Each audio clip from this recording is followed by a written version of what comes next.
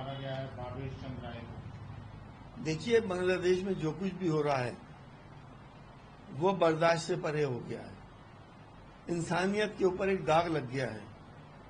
बांग्लादेश के लिए हमारे देश को सोचना पड़ेगा। हमें उसमें इंटरफेयर करने की जरूरत पड़ रही है। वहां के अल्पसंख्यकों को, हिंदू भाइयों को बचाना हमारा फर्ज है।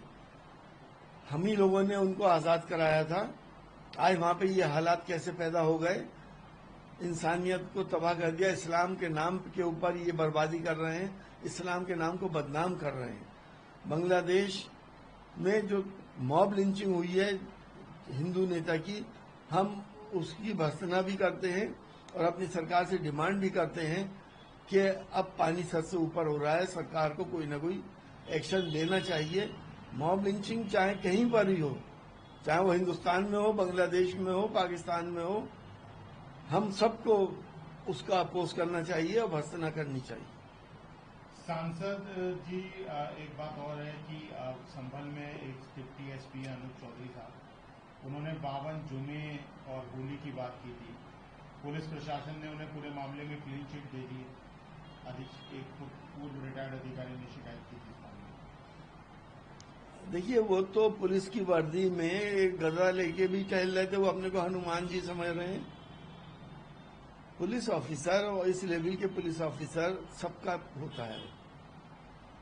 उसे इस तरह का बिहेव नहीं करना चाहिए कि दूसरी कम्युनिटी ये समझे कि ये हमारे साथ इंसाफ नहीं करेगा। क्लीन चिट तो हर उस इंसान को यहां पर मिल रही है जो मुसलमानों को टॉर्चर कर रहा है, जो मुसलमानों की दिलाजारी कर रहा है। वो बीजेपी का हीरो है और उसका कोई बाल बाका नहीं कर सकता। उधर भाजपा विधायक रूपा मित्रा चौधरी विधायक हैं, वो कह रही हैं कि पश्चिम बंगाल की मुख्यमंत्री मुर्शिदाबाद तक नहीं आई, वो जबकि गृह मंत्री का जिम्मेदारी भी उन्हीं पे है। सरकार पूरी तरीके से विफल है, लोग बीएसएफ कैंप की मांग कर रहे हैं। देखिए, पश्चिम बंगाल में बीएसएफ भी चली गई है और मिलिट्री भी वहां पर जा रही है। मुख्यमंत्री के दौरे या प्रधानमंत्री के दौरे इन हालातों में नहीं किए जाते हैं और हिंसा भड़क जाती है। हालात नॉर्मल होंगे तो मुख्यमंत्री जी भी वहां पे जाएंगी। अब वो पूरी ताकत के साथ इसको रोक रही है। अब कोई अप्रिय घटना पश्चिम बंगाल में नहीं हो रही है। ममता दीदी ने उन सबको कंट्रोल कर रखा है और वो इंसाफ करेंगी। जिसने भी जुल्म किया है उसको सजा मिलेगी। उन्होंने ये भी बोला कि धमकी दी है, उनके पास एक ब्लेड है, लोगों के पास, कह रहे हैं अल्लाह अकबर कहोगे तभी सुरक्षित रह पाओगे। ये कौन कह रहे हैं? ये वही बोल रही है मंत्री जो है, वो विधायक जो है बीजेपी के विधायक, तो उनको तो ये बात शोभा नहीं देती, क्योंकि वो तो ये कहते हैं जय श्री राम कहोगे तो इस देश में रहोगे। इनकी तो ये आइडियोलॉजी है। अल्लाह अकबर वाली आइडियोलॉजी इनकी कब से हो गई? ये तो सिर्फ लड़ाने की बातें करते हैं और ये तो आग में घी डालने का काम करते हैं ताकि वोट पोलराइज हो जाए इनकी तरफ। पश्चिम बंगाल के लोग बहुत होशियार हैं, वो इनकी चालों में आने वाले नहीं हैं। वो कह रहे हैं कि आतंकवाद का जो समूह है वो 12 से 14 साल के स्थानीय मुस्लिम नौजवानों का इस्तेमाल कर रहे हैं ताकि उन्हें फंडिंग मिल सके और वो आतंक के डर का कारोबार चला रहे हैं। नहीं, आतंकवाद अगर वहां पे शुरू हो गया है तो एएनआई क्या कर रही है? एनआईए क्या कर रही है? एनआईए को एक्शन लेना चाहिए और आतंकवाद के लिए जीरो टॉलरेंस होना चाहिए। कोई भी हो उसको बख्शा न जाए। सांसद जी, दिल्ली में एक इमारत गिरी, सीएम ने आदेश दिए जांच के मुस्तफा बांटने के लिए। अब क्या जांच होगी और क्या एक्शन होगा?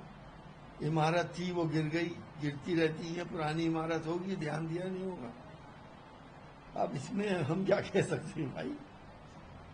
वक्फ बोर्ड को लेकर जो देखिए, वक्फ बोर्ड में जो सुप्रीम कोर्ट ने अपनी टिप्पणियां की हैं उससे हमें ये महसूस होता है कि सुप्रीम कोर्ट संविधान को भी बचाने की बात कर रहा है और लोकतंत्र को बचाने की बात कर रहा है।